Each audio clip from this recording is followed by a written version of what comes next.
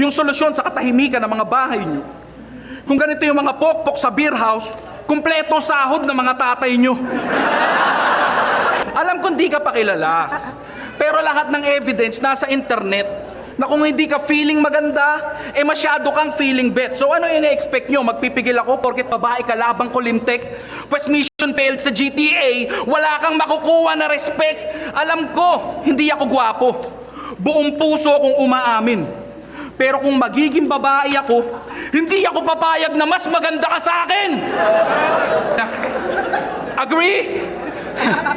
Dapat ka ba bang ipaliwanag para mawala yung duda ni Kumare? Ako na pagkakaamalang tomboy, ikaw na pagkakaamalang lalaki. Hindi ka maganda, ate. Huwag ka na umarte. Ilang beses ka nang tinataboy sa CR ng babae. Kaya yung chismis dati na astig ka daw sa school nyo, naniniwala ako, no doubt. Kasi sa lahat ng girls sa section nyo, ikaw lang yung Boy Scout.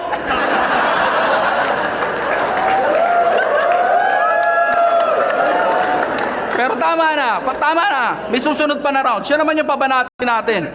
Sa laban na to, di ko hangad manalo. Gusto ko lang yung ilusyon mo wasakin, na di ka pinaganda ng pagiging battle rapper kahit sino kalabanin, at kahit lasingin mo kami sa mga battles mo, di ka gaganda sa paningin namin.